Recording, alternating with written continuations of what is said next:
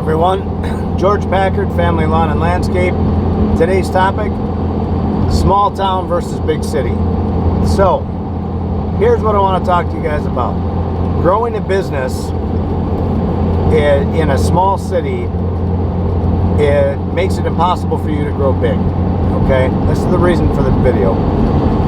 If you're in a big city, you can grow a big business. If you're in a small town, it's impossible to grow a big business. And it's, well, I shouldn't say impossible, but it is very difficult to grow a big business. So here's an example. Let's say in a small town of Antigo that I'm from, of like 7,000 people, let's say there's probably 300 people that will pay you for lawn care, for example. Okay? Out of those 300, if you have 6 or 10 companies, everybody's going to get so many. Okay, so there's only so many pieces of the pie that you can have. Okay, so that being said, you can only grow so big in that town. So what we have found for a way to grow is to don't just focus on that town, we focus on nearby towns. So especially where the population is greater. So that's important for you. If you're trying to grow a big business and you're in a small town, which a lot of you are, listen, you don't have to go to these big metropolitan areas, but you are going to have to get outside of your comfort zone. You are going to have to get outside of that,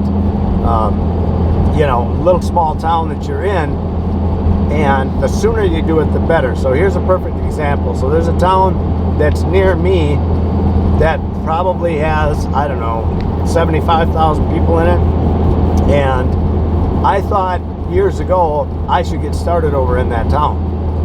Well, then I backed away because I only had a handful of jobs. We're going to hit a bump here in a second.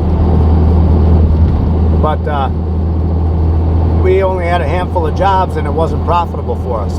That was a mistake that I made.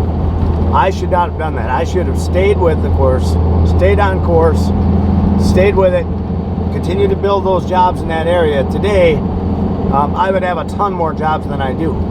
So I have learned that if you are going to be big and you want to be big, you've got to start paying the price a little bit. You may only have a handful of jobs in that city, and 2 or 3 to start with, and it's going to suck. It's going to hurt to drive all the way over there to do those couple of jobs, but that should just give you more incentive to get over there and find more. So now the way I look at it, if I can work a day in that city, that's great. If I can work a day over in that city, that's great. And if I have 2 days here in this city, that's great. So that's the way I look at it. Now you get into a big city, whole different ball game. Whole different ball game. As long as you're doing all your marketing correct, your phone should be ringing off the wall. You should have all kinds of calls coming in for work, and you get to the point after a while where you can pick and choose the work that you're going to do. So that's a cool thing to have. But here again, that's in a big city, and you have your own set of problems that come with that big city too.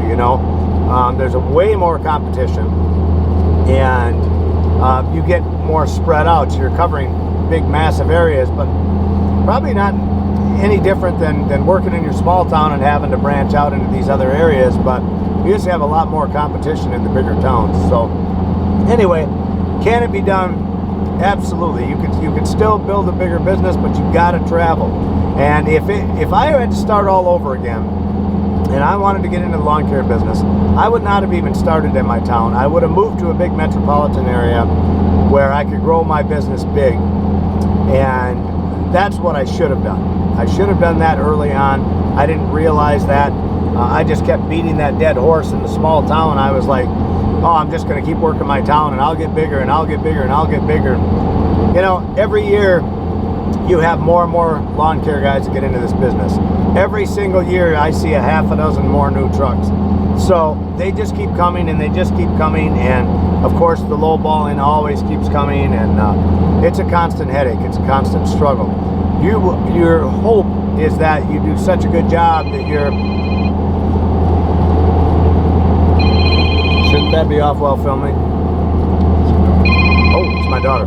Hey, I gotta go. This has been George Packard, Family Lawn and Landscape. Thanks for watching, and as always, leave me your comments down below.